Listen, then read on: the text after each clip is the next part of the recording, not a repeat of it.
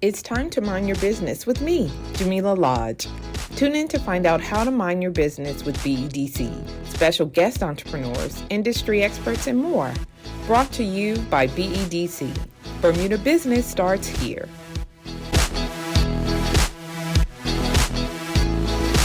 So welcome to Mind Your Business. I'm so pleased to have you here. You are Reva Minors, and you are founder of Loquat Roots. I am. So today we're going to talk about your entrepreneurial journey. But before we do that, tell us a little bit about yourself. So me, as you said, I'm Reva. I have been many things in this life. Currently, I am an entrepreneur. My focus is on women, particularly women of color in the birth work field and holistic therapy. Okay. I'm also a mother of 2 small children who are celebrities in their own right. Okay. And yeah, fierce friend, fierce advocate, all the things. I love that. Thanks. So what led you to entrepreneurship? Well, my children, actually, Okay. both my children were born at home. Shout out to Sophia Cannonier. She was my doula for my first one. Okay. And my midwife, Deb Gowan. They were so respecting of what I wanted and supportive, and I didn't feel like I was just a vessel. I felt like a person. I felt seen, and the parenting journey starts during pregnancy. Even before that, if you're planning to conceive. Right. And they just helped guide me from Reva, the woman, to the mother. And it was like during the labor process, I didn't have to ask for anything. I was just so cared for. I had water, coconut water given to me in a straw. They were just knew when to be there for me and not. And it was completely different from all the stories people were sharing with me without me asking, by the way. I'm sure we all can identify that, those of us that have children. And my experience was so different. It was beautiful. It was quick, but slow to me. And I said, you know what? I want to be able to do this for women. I want to change these narratives that we tell ourselves and that we are sharing with other people, because I saw the other side of it. And that's how Loquat Roots started. That's awesome. So did you have entrepreneurs in your family to model after? Because entrepreneurship can be difficult, right? It's a challenge and it's a risk to say, I'm going to step out on my own and do my own thing. Yeah. So what was like the impetus? Was it just solely that you just wanted to create this experience for other women? Or did you have people that you knew that you can model your entrepreneurship journey after? Yes and no. Okay. My dad works for himself. He's an electrician. He actually dissuaded me against that. He was like, get a job with benefits. Like, what are you doing? Yes. My great-grandmother I actually found after I started doing the work. Her name was Sophia Tweed. She was originally from St. Kitts, immigrated to Bermuda. She was the bush lady. She had the bush medicine. Okay. So people were coming to her for healing. And I guess I'm channeling some of that now. I was going to say, look at that. Yeah, and there's so many of us. I think we all have, even if you have a full-time job, everyone's doing something, you know? So I had people that were inspiring to me, but when I started, I did not know what I signed up for initially. That's usually the case, right? Yes. So that was a steep learning curve. But I think 2024 is the year of me figuring it out and establishing myself as a serious business, taking myself seriously as a businesswoman. Okay, well, that's good. Yeah. So in terms of, what does that mean when you say taking yourself seriously? When you work for other people, you're Yeah. working for other people. You don't see all the moving pieces. You don't have to make decisions, hard decisions. You don't have to interact with people in the same way. It's not your reputation. I've always had great work ethic, but it's different when you're the person that has to make those executive functioning decisions. And that was difficult for me. I'm not like confrontational. I'm very much the sunflower on the wall. Right, as represented by what you're wearing. Gotta and your represent the earrings. brand colors. Yes. You know, Tassels Bermuda did my earrings, by the way. They're so pretty. Thank you. So it's a mind shift that you can't teach somebody that really. Like I've had mentors, Khadis Emery was one of my mentors. Shout out to Pinky. Yes, Fiona Dill, Faven Benega Northcott, my midwife Deb Gowan as well. It's something that, like, they were telling me, like, listen, get it together. Yeah. And it's scary. Yeah, it is. It's scary to step into your power. And I'm over that now. Okay. Because people will play in your face if you let them. And I've seen it, and I'm tired of that. And I believe in what I'm doing. So it's not going to work if I don't make it work for myself. Right. So mind shift change, we out there. I love that. So talk to me a little bit more about the products and services that Loquat Roots offer and how they kind of connect with each other over this idea of holistic kind of wellness and health for women. Yeah, so as I said, I initially started off as a birth doula, and then I certified as a postpartum doula, infant loss and pregnancy loss doula as well. And I started doing the teas. I make organic, fair trade ingredients teas meant for different healing and body wellness. I started doing that for myself. I wasn't able to find what I wanted to support me through my pregnancy journey and my postpartum period. So Mel Dupre, she's a naturopath and a homeopath on island. She is a good friend of mine as well. She helped me find something to make for myself.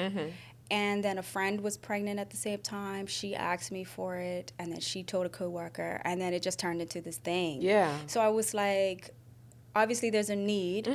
Let me fill this. So I started making teas, and it coincided with, I'm also a certified vaginal steamer. Okay. So it coincided with what I was already learning about herbs and their healing properties through Chinese medicine during that certification. So vaginal steamer, I do teas. It all ties together. And the energy healing as well, I do something called access bars, which my midwife gave to me when I was in my last trimester.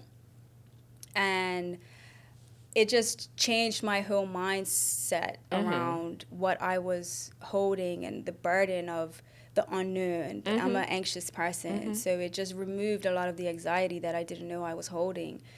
And I said, okay, well, let's add that to the resume.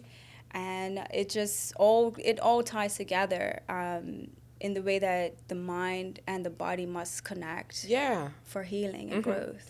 Yeah, I was going to say, like, physically, you can drink the tea, you can get the steam, you know what I mean? But how does it help that mental mind shift, right? Like you had Sophia to assist and guide you there, but how do you address that mental component, I guess? That's something that, as I'm working with my clients, we discuss, and I will highlight certain things to them. Sometimes I even suggest, I give lots of references. It's something outside of my scope.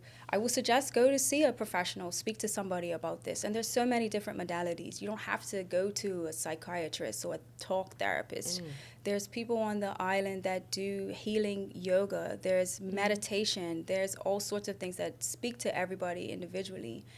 And as I said, when you're harboring these things and you're not servicing yourself by bringing them forth, you have to dust out the corners. You have to take the cobwebs out. You go into labor fearful of what's next. Labor takes longer. When you're free, there's nothing to be afraid of. When you're confident in your body just works with you, not against you.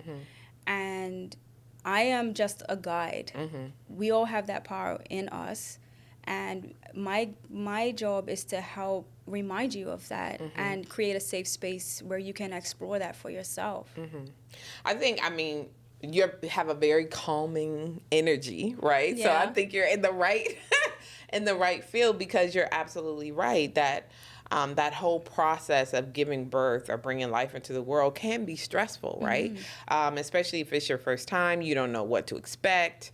and most of us, like me, I have my child in the hospital, and what you're describing is nothing like, what my experience is. So I think if I'm thinking about my friends who are mothers and their experiences, I don't know that I never even thought that this could be an option, right? And so I think my next question centers around, how do you let women know that this service or the service that you're providing is available for them, and is an alternative to what traditionally, we're taught. You go to the hospital, you have the baby, whatever, you get an epidural, you know what I mean? Right. So I just want to say I do work in the hospital as well. Okay. I am not exclusive home birth. It's feeling like that's maybe where I need to go. Okay. But I serve you wherever you want to have your baby. Okay. And it's just like, sorry, I lost my train. No, that's okay. No, I guess what I'm trying to say is, how do you let women know that this is an option for them, right? If they're not on that path already and seeking out, how do they know? Like, how do they? I talk about it quite frequently, just in general conversation. Yeah. Obviously, I have social media and things like that. Yeah. I bring it up at any markets that I'm doing. I advertise for it. I have, even if women are, oh no, I'm out of the childbirth years, or that's not my path. Well, you know people. You have friends. You have daughters. You have nieces. You have sons. You have it's available. I try to do as much marketing as I can, and I'm grateful for my clients that do mention me and put my name forward as well. I try to wear shirts that say, someone that needs a doula. Yes. It's starting to become more known with social media. Other people, putting it out there. Other people having celebrities having home births, and people are learning what a doula is. I just try to speak about it as often as I can, so that people know that even if you don't want a doula, you have options. You have options. And the fact that you said that you go wherever the person wants to go. So if someone's interested in giving birth in the hospital, then you're there alongside them. Okay. Yes. That's really good to know. So I want to focus back on that kind of entrepreneurial journey that you were on, and the fact that you have 2 children of your own. Yes. And so how you manage that? Like, how do you do the mom thing? How do you be present for others who are wanting to be moms? And then also run this business, right? Like you said, it's all on you now as the entrepreneur. Yeah, it's boundaries. Number one. Yes. I don't work weekends. I only work some nights when my son's in football practice. I work certain hours of the day. I make sure that I have blocks of time set aside for myself, because I know what I need to show up in the way that I need to show up in the work that I'm doing. And I stick with that, I mean, labor is unpredictable. Yeah. So I am not unused to waking up 3:00 in the morning to go to the hospital, it's part of what I do. And I have things in place that help me work like that. And the beauty of being able to work for yourself is I can take the day off when I need it, and I just shift things. I also go to therapy as well. One of the things my therapist tells me is, it may sound like a no to somebody, but you're really saying yes to them, and you're saying yes to yourself. Because if I'm at the hospital for 18 hours and I haven't rested or eaten well, and then I'm just going into a meeting, I'm not showing up 100% as myself. And that's doing a disservice to the person that's expecting me to show up in that way, as well as myself, because I'm not able to represent myself properly if I'm sleep deprived. So boundaries, knowing my productivity times. I'm convinced I'm undiagnosed ADHD, so I use that as my superpower. That's my superpower. Right? I'm telling you. So mornings, I have focused, uninterrupted time. Phone goes on do not disturb, and I'm just plugging away at what needs to get done for the day. Okay. So in terms of that, it sounds like you got it all figured out. I do now. Now, that was years in the making, trying to figure out what was going to work. There was a lot of stressful times. There's been a lot of tears. There's still tears. And when I first started, I was working at a reinsurance company as well as running the business. This is what I'm saying. Like, how? I'm a crazy person. It was insane. I don't even know how I was doing it, but I was younger then. Yeah. Well, you look young now. So Thank you. What was that, last week? No. Yeah, I'm 37 now. Wow. And I started when I was 29. Okay. So I had a little bit more energy. And just like, okay, this is not working. This is not working. Let's go back to the drawing board. Talking to your peers, talking to your mentors, finding those people around you that they've already been through this. Yes. Take it. I listen to so many podcasts as well. Like, okay, let me take this nugget, try to implement that. My cousin, she owns her own company. It's called Endpoint in Canada. Okay. Chantal, love you. She has been doing this longer than I have, and I take what she gives me very strongly, and it's changed everything because I don't have to go through it myself. I'm taking the lessons where they've been learned by people that are ahead of their journey. Yeah. And if that's where I want to go, I must follow. Right. Which makes sense. And so that kind of leads into my next question is around the support system and how important that is or isn't to you in developing your business and what you see the future of Loquat Roots being. Yeah. My dad and my nanny are very, like, I couldn't work the way that I work without them. They're there to help me with the kids when I need someone to pick them up from school, etc. My brother, my mom. It's easy to not ask for help and just try to do it all yourself. But when I'm like, okay, how am I going to do this? And I would just be talking to my family and, okay, you know what? Don't worry about it. We'll do this. It's not even a question now.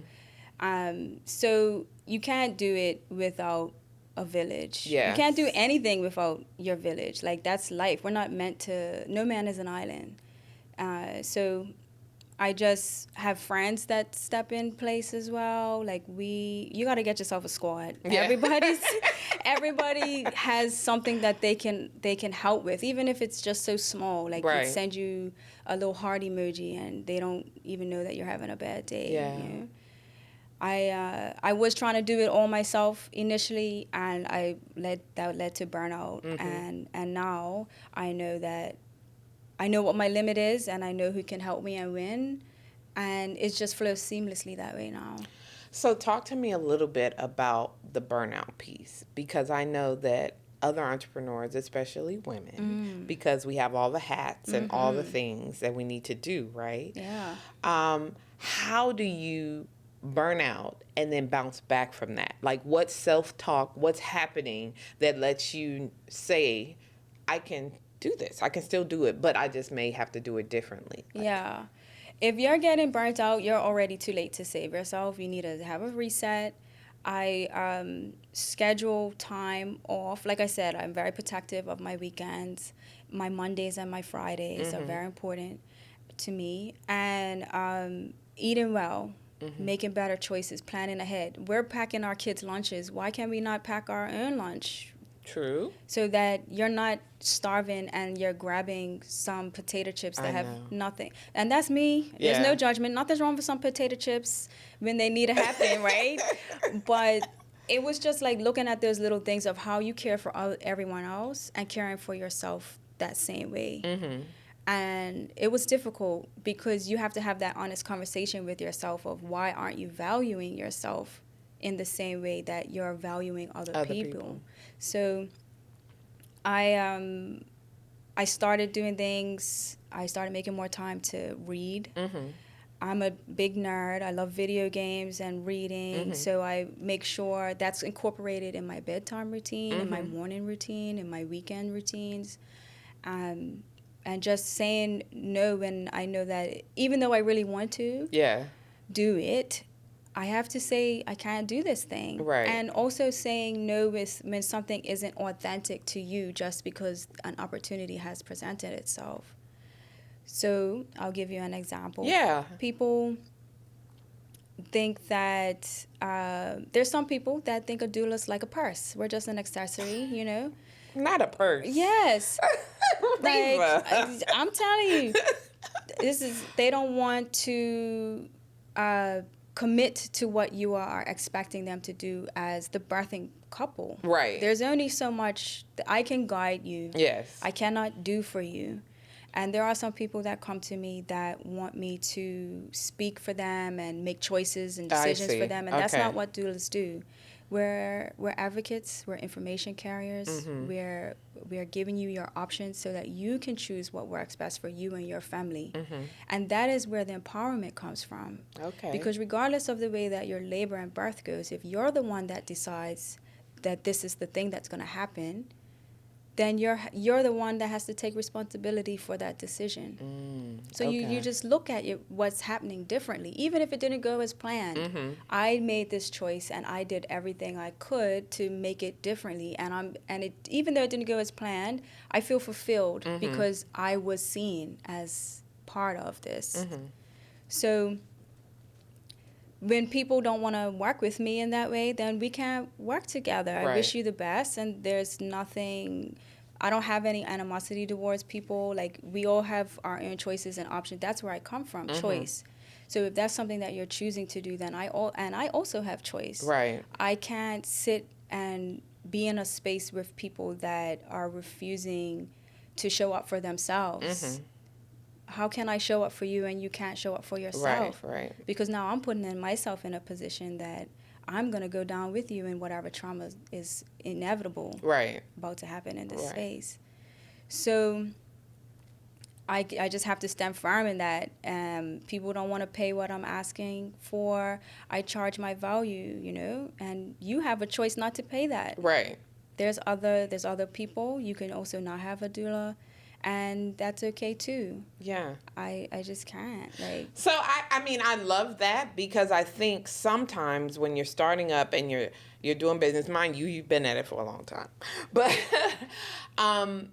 it's very easy to focus on the money. Yeah. Right? Because you have to live. Yeah. You got to buy groceries, and groceries are getting expensive, more and more expensive. Been expensive. Okay. And so as an entrepreneur, right, you're on this path, you're doing the passion, you're doing the thing that you love doing, and then there's the money there, and you're like, oh, I need that, I need all of that, because I need to be able to sustain myself, my family, my lifestyle. But what I hear you saying is that you value kind of your wellness, your mental wellness, Absolutely. And the wellness of your clients over that dollar, right? Yeah. Like, if it's not going to work, then it's not going to work, and I'm happy to leave that dollar right where it is and move on. How did you get to that point? I was lucky enough to go to a certifying institution that was built into our course curriculum while we were learning about doula work. Okay. People only see value when something has been exchanged. So if I'm given a service for free, and I did an experiment and I tried this, I was charging people like $200 when I first started, and I had one person that I offered to do it pro bono. That person wasn't showing up for meetings. They canceled so many times, and it was distressing to me. For you, yeah. And so I said never again, unless it was someone that I choose who I work with pro bono, not because someone is asking me to. If I see that someone is really serious about self-care and what they want for themselves during that journey, and they're not even asking me to provide services for free, I'll offer it to them. I also accept bartering instead of just 100% dollar value. Right. Everybody has something of value that they can exchange and offer, and I understand that we're living in a very expensive country, the most expensive country, and not everybody has the financial means, but everybody should be available to this service. This service should be available to everybody. And I understand that. So I work with people. Yeah. I have some beautiful clients I've just started working with. One of them is an artist, and they're willing to exchange that for my services. Yeah. And I love that. I love that too. I was just thinking like these, looking at my hallways in my house saying, we need some art up in here. And then manifest it, right? There you go. Yeah. And I'm grateful that she even offered to provide that to me, because art is so personal. It's very vulnerable, right? But that's who I am.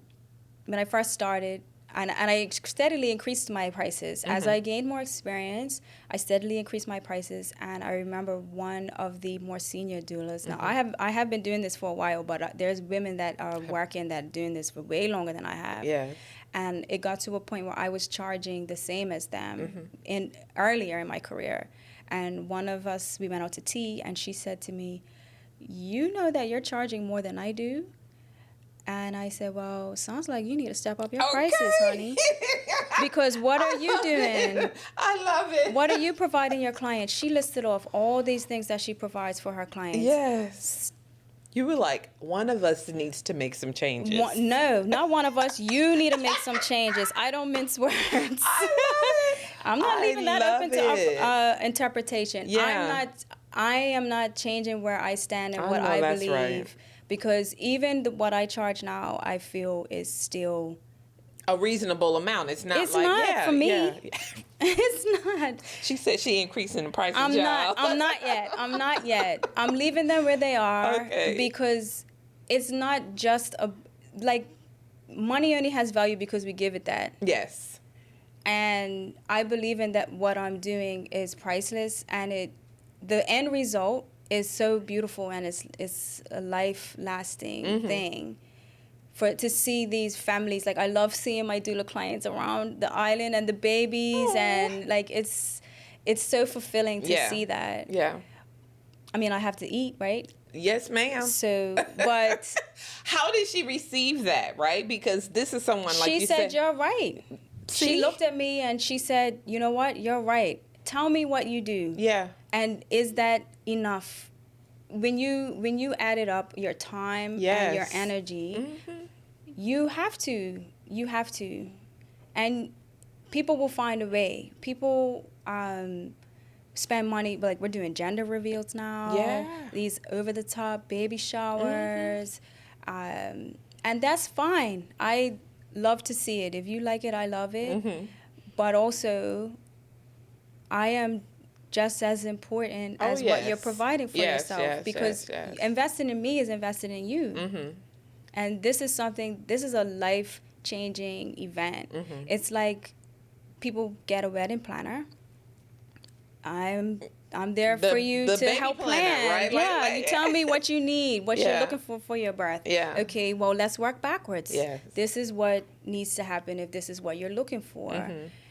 And it's worth it. I love it. I love how you are confidently this is what it is. If you want it, have it. Yes. But if you don't, it's okay too. Yes. You know what I mean? It is. I love that.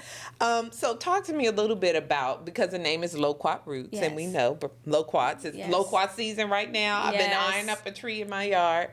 Talk to me a little bit about how Bermuda, the culture in Bermuda, has influenced your business, what you do, the service you provide. How has that impacted you as an entrepreneur and Loquat Roots? Yeah, we are in a very beautiful space. After 2020, people started looking more for natural health remedies, started looking more into the way that we were doing things before the medical systems were put into place.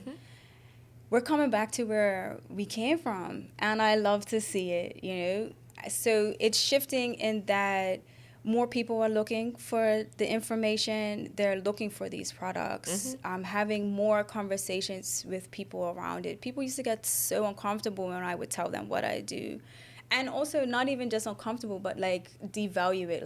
Okay, nobody needs these services. It's not important. And I've had people say that straight up to my face, that what I do isn't important or necessary.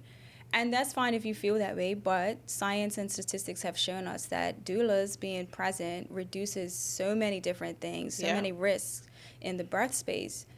So it's nice to see that People are coming People around. are looking for it. Yeah. Like I don't have to go out there. Yeah. People are coming to me now, and it just makes me excited for what's to come next. Yeah, I think once you have so many scares and once you see and you look at traditional medicine, I think, and I always say it's never to address the problem, like the source, and to correct that. It's always like a Band-Aid, right? Yeah. And so I think, when you think about a wellness journey and all of that, the teas, all of these things, it's addressing the source to me. At least that's the way I look at it.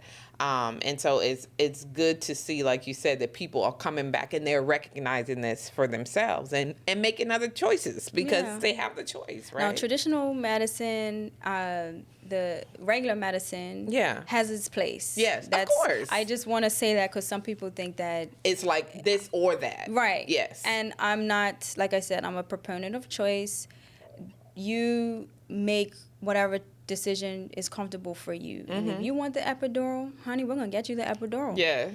I'm not someone that is like, you don't need that. Yeah. I'm going to explain to you what it does. I'm going to explain to you the risks. I'm going to explain to you the benefits, and then you choose. And if that's what you want to choose, then we're going to figure out how we can make this a seamless transition. Right. So I just wanted to say that before people think that. Yeah, they like, she's anti. Right, no, I'm not. Which I think is great, right? Because for me, the underlying theme or the running theme throughout this is choice. Yes. And empowerment. And you have the ability, or you are empowering women to make decisions about what they want for themselves, Absolutely. what they want to experience when they're giving birth. And sometimes I think people feel like it's out of their control. Like, right. You know what I mean? Like, and it's never not that. Yeah. It's always about you. Yeah. You are the client for everybody. You're not just my client. You're the client of your OB. You're the client of the hospital. Yeah. They are working for you. I love that. And we need to remember that. So especially Black and brown women. Oh my God. I was just going to say, like, patriarchy and systemic racism is ever present in these systems. And I am pulling back the layers of this for people slowly so that they can see that your power has been hidden from you on purpose because it makes you more coercive, more easy to sway into what benefits the dollars, not your body, not your health. Yeah. And when you look at what's happening in the States with women's reproductive rights and the maternal mortality rate, it's scary. I would hate for that to come to Bermuda. Right. Bermuda likes to emulate what's happening overseas, not realizing that we are our own magical, special place here. We don't need to be like these places. Why are we looking at these places? Right. They're not great. They're not uplifting, especially, like you're saying, for people of color, where Bermuda is majority people of color. Yes. We have to remember where we come from and walk in that with confidence and say no. Yep. And no is a full sentence. I love that. Exclamation point. You don't even have to say it in an exclamation point. Period. I love it. So look, I want to end with you and what the aspirations are for Loquat Roots. Like, where do you see it in the future? Are there any new projects on the horizon?